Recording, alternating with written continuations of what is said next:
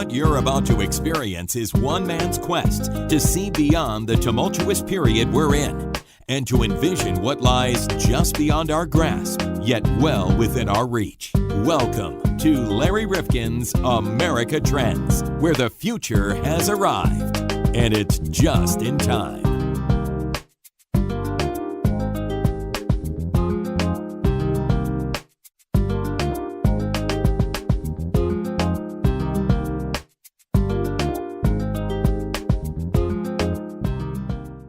America Trends. Today, John, we are going to be talking about something that everybody is talking about and praying that it doesn't have an impact on them that is going to mean the loss of their job or the necessity for their own life. I'm talking about artificial intelligence. Yeah, it's a now, scary John, don't world. roll your eyes. I mean, because there are people out there, oh, do I have to hear more about this AI? I don't even understand it. I don't know if it's ever going to come in my lifetime. Well, trust me, you need to understand it, and it is coming in your lifetime. Just ask Alexa or right. Siri. Alexa, oh my goodness. Have you been reading about Alexa not even responding to commands and just starting her own conversation in people's homes? Have you seen that? I haven't heard that one. Yeah, she's just really taken off on her own. So it's pretty remarkable stuff, but you have to think about all the gadgets that you now have in the technologies, and there's a lot of AI built into every one of them. Yes, there is. And it's they're not all going to stop. listening, and they're all learning. That's right. And they're getting smarter and smarter. Well, think about it this way, John. We don't have eyes in the back of our head. So therefore, we don't have eyes on the side of our head. Therefore, a car with all those sensors probably is going to be able to avoid some of the situations that human beings can.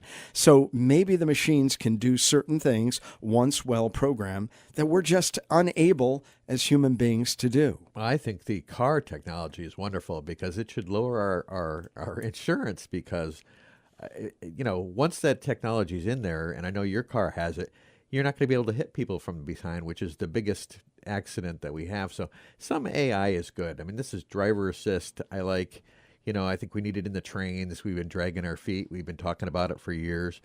But, it kind of scares me, the driverless car and some of this other stuff they're talking about, driverless trucks. And I don't know, that just... Well, John, that's just one to step put it in over. perspective for you, there was a recent Associated Press story, and this is the thoughts of the Google CEO today. And he said that artificial intelligence, fueled by powerful computers, is more important to humanity, now listen to this, than fire or electricity. And then he goes on to explain how he's having trouble with his employee base, but that's a whole other story. But he goes on to suggest that this will be so revolutionary. Now, I know there are some really deep thinkers of the modern era who've been trying to avoid the possibility that AI is going to be as dominant and pervasive as it is. Bill Gates, and then the brilliant Dr. Stephen Hawking, whom we just lost. Yep. And what a loss that was, John. Brilliant guy. I tell you, brilliant thinker. And living within the limits yeah. of his own body since he was 21 years of age, told that he would not live and survive to a healthy old age to contribute all that he did. And yet he was able to live until 76. Incredible. Remarkable. So our guest today, Amir Husain, is the author of The Sentient Machine, The Coming Age of Artificial Intelligence. Now, John, you know this. He is not among all the skeptics. No, he is not. Not at all. And in fact, I mean, he paints us a picture of AI taking center stage and having profound impacts on the human condition. But John, he sees them as being generally positive and ameliorative, that they are going to be very, very useful adjuncts to the human condition. Yeah, I don't know. Though, with all good technology, there's the people who want to use it otherwise. And if you got super machines that have super strength or whatever, that part is kind of scares me. Well, he does talk about the military and the various uses for it. Could we have a war without human beings? So if we're not spilling blood, then what is the impact overall? And we must remind ourselves, John, that if this isn't as significant and serious as I'm saying it is, based on this conversation with Amir Husain, then why is China And they're very smart in terms of how they plan for the future. Why are they looking at AI and saying by 2030, they are going to be the leaders in the world in this area, and they feel that will give them a competitive advantage that America is going to be hard-pressed to make up? Yeah, oh, I agree. This is definitely something that you got to have your eye on, and we should be working toward, because if we don't, somebody else is going to do it. And like I said, it can be used for good as well as bad. So.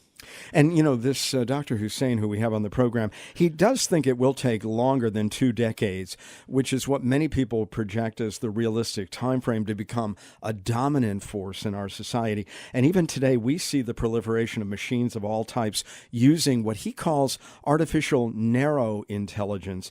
But it's going to be taking a longer period to bring into view artificial general intelligence. And we get into all of this. So, Alexa, Siri, Watson, listen up so you can understand your future assignments right here on America Trends. Amir Husain, let's begin our conversation today with a definition. What is the sentient machine? Of course, the term that I'm looking for is sentient. Sure. So, there's a number of definitions there, but the idea behind sentience is really, in some sense, self-awareness. The idea is that things are more intelligent as they're able to aspire to a grander goal. So you might have, for example, animals, bacteria, living things, organisms that have very simple goals, just to be able to survive, to be able to find food. And most of us would say that, well, a chimpanzee that can do higher goal setting than, say, bacteria is more intelligent, and a human being that can have even higher aspirations and even higher goals is more intelligent than a chimpanzee. In that same sense, sentience is this idea that you are able to aspire to great goals and you have a self-awareness associated with that. So separate humans from those machines that we think are going to be smarter than us, and take away some of that which we, pride ourselves as being top of the chain in doing. And will they develop this sentience? Is it possible for a machine to be self-aware? What does self-awareness really mean? There's an entire area. Philosophers, for example, have pondered this for a while. And the idea, of course, is that all of these things are essentially subjective experiences. I can attempt to narrate these to you, but your subjective experience, exactly the way you experience it, is not something that I can completely relate to. The book, in fact, goes into some of this, the thinking of Descartes, for example, where he said, I think, therefore I am, which is that the ultimate existence proof for a philosopher is that there is some emanation of thought, and the fact that that thought exists and I sense that means that there must be a me from which that thought arises. So those are, of course, subjective constructs. But then some have said the question of whether a machine can think is about as interesting as whether a submarine can swim. The point there is that ultimately the subjective experience is one part of it, but really what matters is what can the machine do? And that's really where artificial intelligence is beginning to take off in this domain of artificial narrow intelligence, where these systems can do specific tasks very well, better than humans can in that domain. And ultimately, for our economy, for improving our lives, for solving big problems, that matters a lot. Why is it then so many bright people over the recent period, whether it's Stephen Hawking or whether it's Bill Gates or others, have concerns about artificial intelligence? Some of them are changing some of their impressions of all of this. But on balance, tell us what you think we should be feeling about the onset of more artificially intelligent machines, if you will.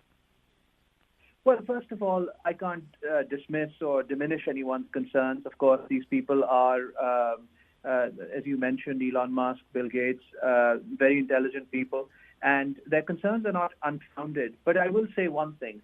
I think that the concerns are, as reported in the press, quite overstated in a couple of very important ways.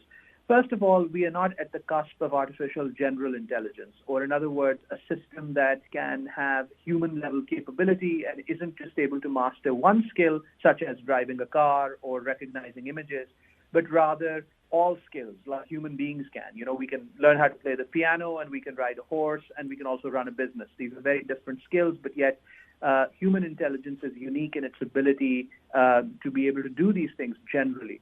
So we are not at the cusp of artificial general intelligence. In specific areas, AI has exceeded human capability. For example, it can beat humans at the game of Go. It can beat humans at the game of chess. It can recognize handwriting better than human beings. It can drive a car perhaps more safely. But if you took the self-driving car AI and asked it to play a game of Go, it wouldn't be able to. Now, the fact that we have time, the fact that AGI is not around the corner, is not imminent, means that we have the opportunity to invest in areas of safe AI research and explainable AI research, algorithms and techniques and frameworks that can ensure that by the time this technology matures and we get to a higher level of capability, that we also have some of the underlying safety and the explainability constructs that we'll need.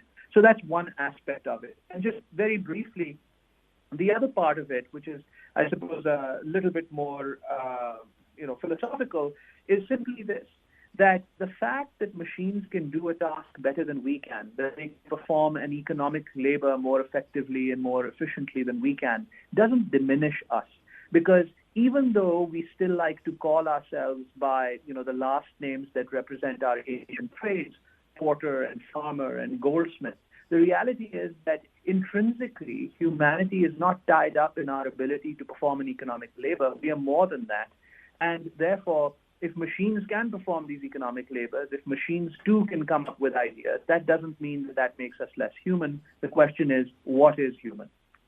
You suggest that we have time, and yet in the book you talk about moving from ANI to AGI, a journey towards sentience, to be a generalist like a human. Is that possible? Well, I would imagine just about anything's possible going forward, but tell us where we are on that continuum from what is ANI to AGI and explain that to us. Absolutely. So first of all, is it possible? Well, the first question that you need to really concern yourself with is there any law of physics, some fundamental scientific principle that we know of that tells us that it is impossible to build a machine that is, a generalist, that is a general intelligence? And I'm not aware of any such law. It appears that there is nothing within the realm of physics and known science that prevents us from doing this. So therefore, I think it is possible. The second question is, well, practically, where are we on that continuum and how much more work do we have to do? My view is that we have a few decades of additional work to do in order to get to, a truly general intelligence. It could be 20 years, it could be 30 years. There are several surveys and polls of many AI researchers, dozens and dozens of AI researchers across the world. And in general, you'll find that their answers range from anywhere from, 10 to 15 years on the low end to 60 to 70 years on the higher end.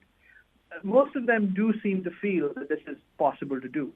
Now, what's the practical difference between a decade or 6 decades? To me, not very much, because of two reasons. One, in the scale of human history, what is 10 versus 60 years? It's just a drop in the bucket. And secondly, along the way, we will be making progress. These systems will be getting smarter. So in the near term, we should probably concern ourselves not with the question, will these machines suddenly come alive and become sentient and take over the world like, Skynet from the Terminator movie, but rather, what happens when these machines are capable enough to perform sufficient economic labor to where even advanced developed societies could see 15, 20, 30% unemployment? What are we doing to account for the changes that some of this automation might drive? So there's a continuum both of capability development, but also a continuum of policy development that needs to be addressed in parallel. Oh, absolutely. You tell us that a lot of movement in AI should be apparent to all of us because we are living side by side or within our cars or many robotic machines that are helping us to do lots of things already today. You say this is happening in astronomy. chemistry, materials science, manufacturing, financial services, and the list goes on.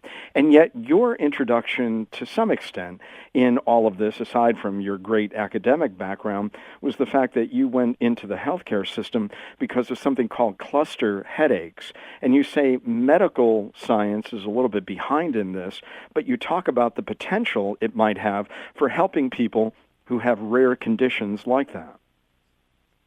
Absolutely. So I suffer from a condition called cluster headaches, and even though it's a terrible condition, I mean it's about the most painful thing that you can possibly experience. The level of pain is usually such when you're having one of these attacks that most people pass out, and colloquially these are referred to as suicide headaches.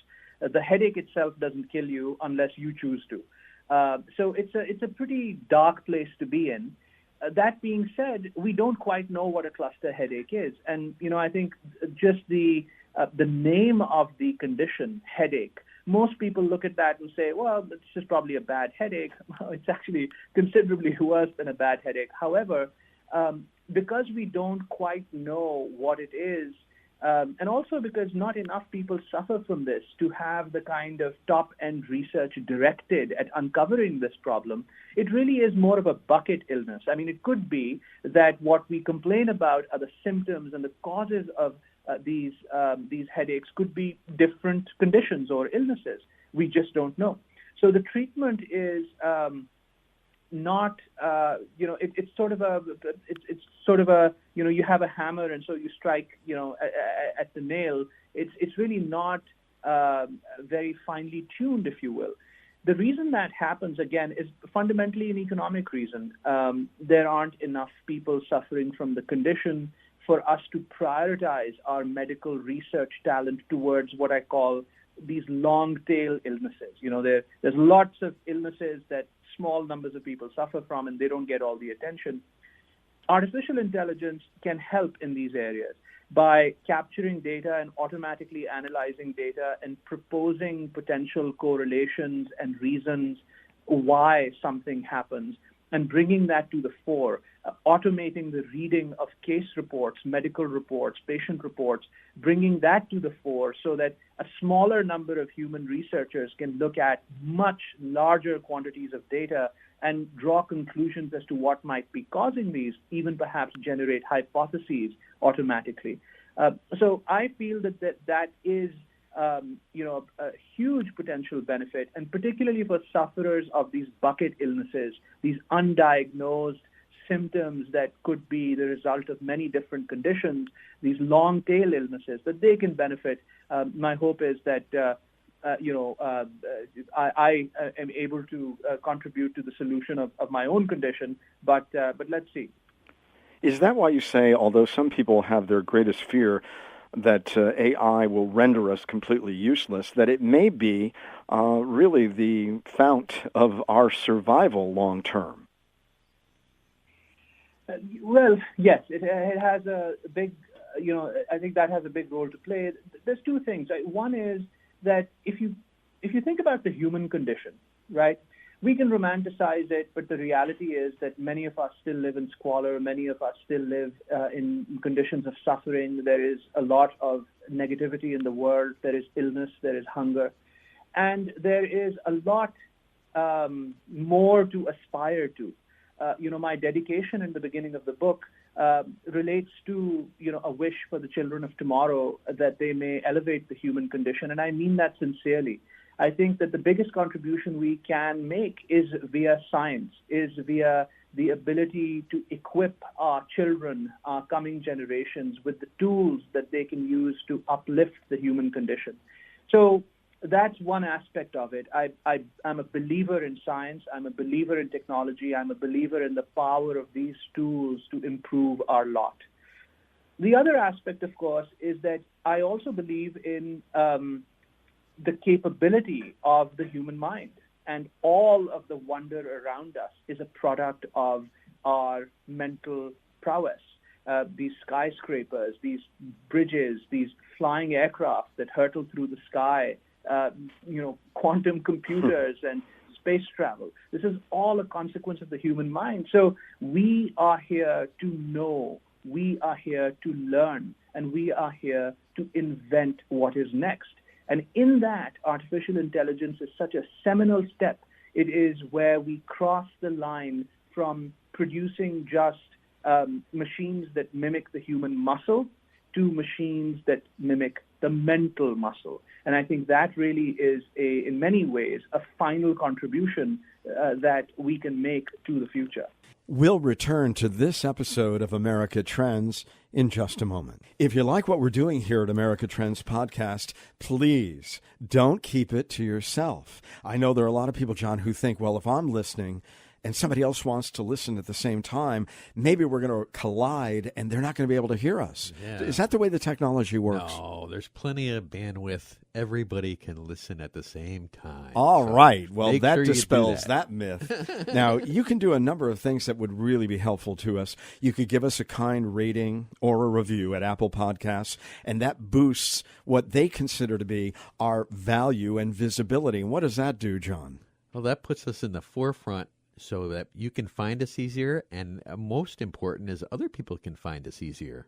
And you can subscribe there or on our site, americatrendspodcast.com, or wherever you're listening, so we can alert you to new episodes of the podcast, which, by the way, we put out twice a week on Tuesdays and Thursdays. And stay in touch with us on both Facebook and Twitter at Trends Podcast. Or you can like us on Facebook or follow us where, John? On Twitter. On Twitter, that's right, where the world turns to hear fake news or whatever it is. Well, Not you can us, direct though. We message have us real news. at Trends Podcast or using hashtag Trends Podcast. And you know, John, with our growing audience, and really it's been pretty remarkable, a lot of people just came to us the last month or two, and they might have missed earlier episodes. Can they get them again? They can look through them and pick the ones they want to listen to. They're all on the website, and a lot of them are up on iTunes, many of them. All right. Well, listen, there's lots of material to listen to. We hope you have the time, and we'll lend it to us because we try to make it worth your while. And thanks so much for listening. And tell your friends. We now return to this episode of America Trends. Well, you certainly impressed me when you talked about machines that can explore more options more quickly, let's say in the mathematical space, than we ever could, because we as humans are constrained, as you remind us, in terms of the energy we have, the physical space available to it, and we have always adapted through our evolutionary cleverness. But here we can empower, if we can control this artificial intelligence to give us so many more options than we, constrained as we are, can provide ourselves. Absolutely. As fabulous as the human mind is, it has to operate under some physical constraints. It has to be contained by our skull. The cranium is only so large, and it can only consume about, estimates suggest, 20 watts of power. So the way that it is able to make so much of those, minimal resources is by this technique that's called pruning. The idea is that you don't consider all possibilities. You get sort of rapidly into this templatized thinking. And what we call common sense, for example, is essentially a way to not consider a lot of things that don't seem commonsensical. Because in our past experience, those possibilities can effectively be excluded. And after all, in excluding them in the past, have we not survived? Have we not thrived? We have. So therefore, the brain says, okay, well, you don't need to consider them. Now, the reality is that we didn't evolve to solve, equations of string theory or write machine learning code in some high-level programming language. We evolved to run from the tiger, hide from the bear, and feed ourselves and our children and survive to the next generation. So for a lot of these other cognitive tasks, perhaps the pruning that we are able to do very effectively, and that is a biological construct, that pruning might not be the best way to think through some of these higher cognitive challenges. And that's where machines can come in. I mean, for example, this recent case where an artificial intelligence application beat the human grandmaster at Go, the move that AI program took was something that all commentators, the grandmaster that was being competed with, were all just awestruck by. And why was that? Because in collective human experience, in thousands of years of mankind playing the game of Go, a counterintuitive move like that had not been contemplated. Think about that. 2,000 years of human experience didn't result in that counterintuitive idea that an AI within days, weeks, hours of training was able to generate. That's the power of being able to apply counterintuitive thought and not prune the way that a human brain does. Very interesting. You remind us that fully sentient machines, while they're not here, but they are closer due to a learning technique that you call deep learning. Explain that. So deep learning is essentially a type of machine learning, and I defined artificial intelligence earlier as this branch of computer science that is concerned with smart programs, building smart machines that can solve problems that previously required human intellect. Now, that's a general area. Within artificial intelligence, there's machine learning, which is concerned with techniques that can learn from data. And within machine learning, there is this area called deep learning. Deep learning is influenced by the way the human brain works. So the human brain is a network of billions and billions of neurons that take in inputs and then based on what they recognize that input to be, either are activated or not. So you have this network of billions of neurons all firing simultaneously that then result in decisions being made. Deep learning is an abstraction of that in code, where we build networks of simulated neurons, hundreds of thousands of these neurons, millions of these neurons, and we send inputs such as, for example, inputs from a camera where you are looking at a picture, and the neural network is then trained to discover within that image, the outline of a dog versus a cat, or where a human being might be in that image. And that process of teaching the network, of feeding it all this data and then telling it when it's right and when it's wrong, just by giving it that feedback, it allows the network to learn. That deep learning methodology is what has resulted in so much success now recently with AI. When you interact with Google and you put in an image and ask Google to look for similar images, it's using deep learning. When you speak with most voice recognition systems, you just converse in natural language and they listen to the audio and can transcribe that as text. That's a deep network taking those inputs with all those virtual neurons firing and creating a decision in the end. The key thing to remember about this is that with all machine learning techniques and also with deep learning, you are not telling the program, you're not telling the network exactly what to do. You're not saying if input is A, then say B. You're just giving it examples, and by feeding those examples and telling it when its prediction is right or wrong, that act itself, that giving of examples, is what is causing the network to learn. And that's fundamentally different from how code has been written traditionally. Help us to understand, with the automated cars that are coming online, what is it that they have to understand that we have taken a long time, since most of us were 15 or 16, to learn about the road? What is it that they are able to do? Because we respond to so many different situations when we're driving. How will that machine perform these various functions that we have acquired in terms of our experiences over many years? Well, a few things to think about there. First of all, with these cars, one aspect of what will make them very effective is the fact that they can have an abundance of sensors. And when a human driver is focused on the road, we have limited attention and we have limited sensors. We have two eyes that are basically focused in front of us, and we look at the rear view mirror. We aren't really looking elsewhere. So both attention and the number of sensors is limited. One of the luxuries that these electronic systems will have is that they can have not just cameras in the front and the back and on the sides, but they can also have LiDAR, laser distance assessment.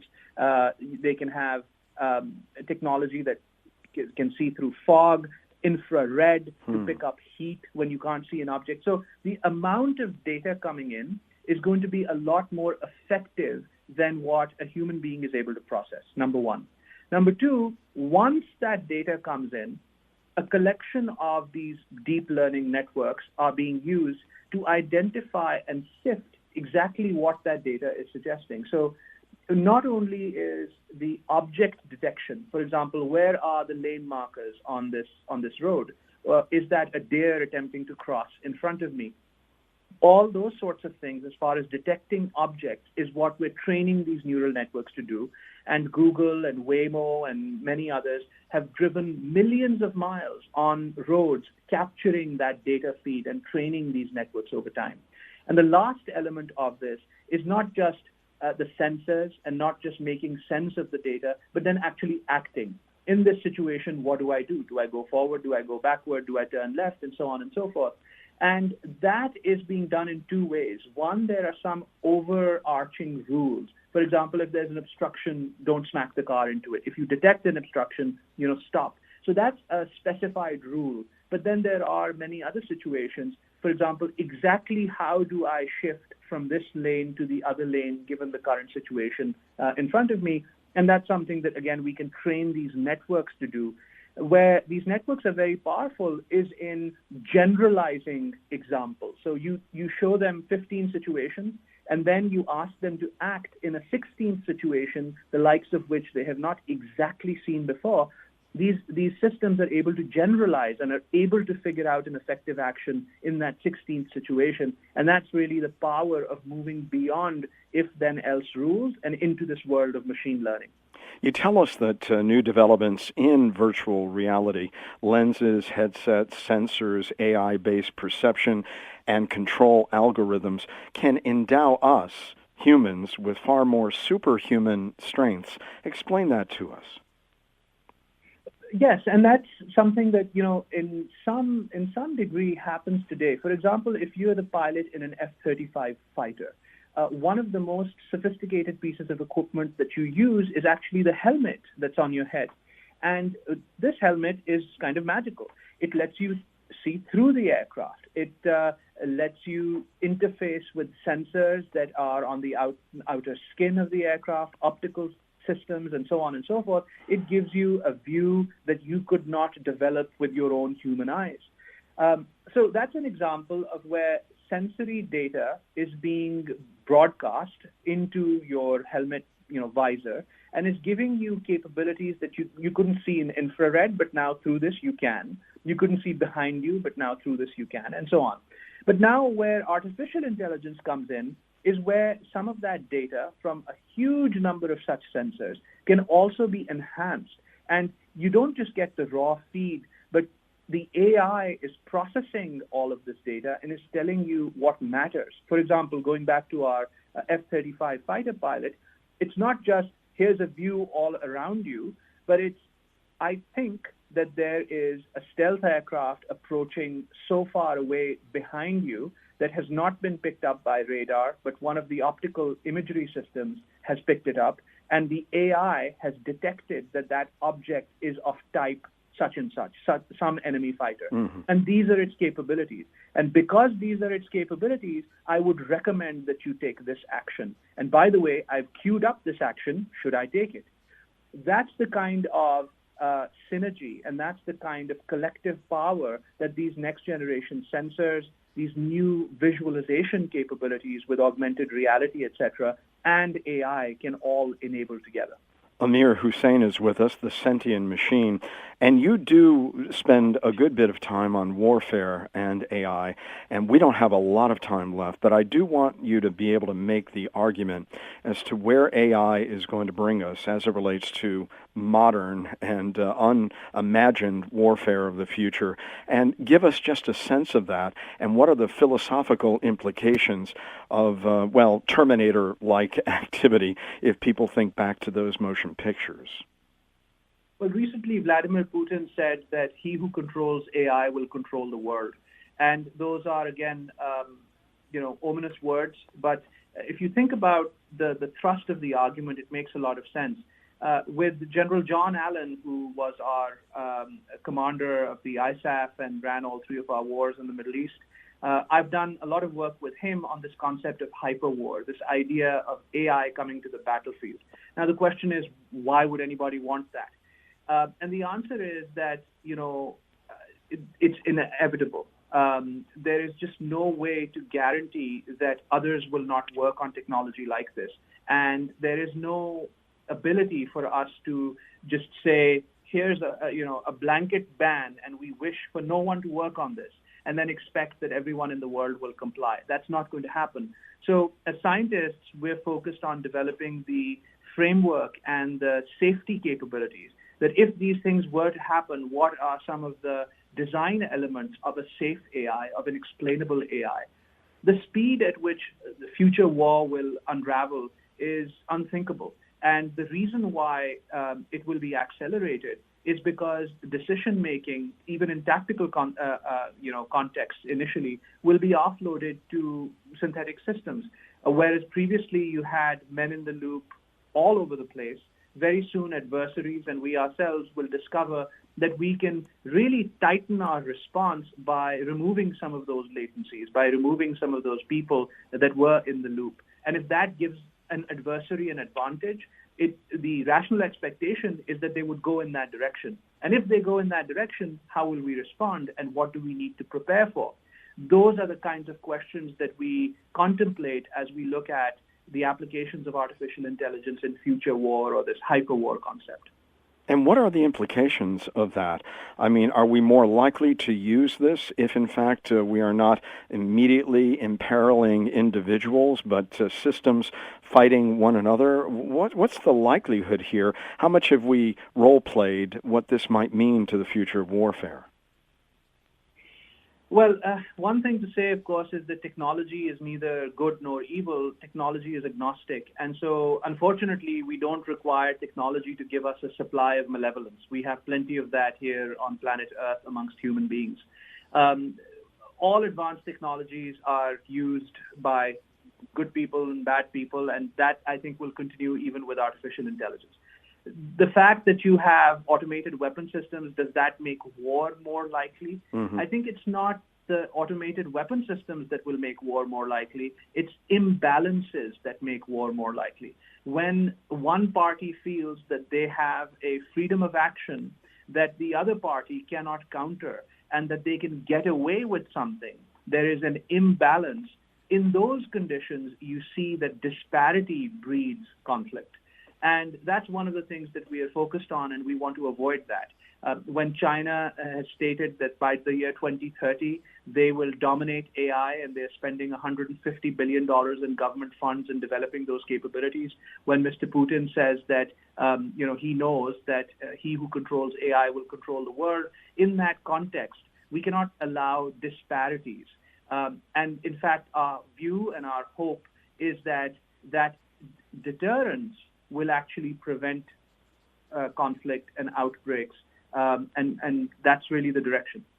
Well, if you're going to read this book, make certain you pay special attention to Chapter 4, page 87, Warfare and AI, important to all of us. But this book overall is so important. The Sentient Machine, the Coming Age of Artificial Intelligence. Amir Husain, thank you so much for this revealing look at AI. I think it's been great for me and for our audience. Thank you. Well, thank you so much. It was a pleasure to speak with you.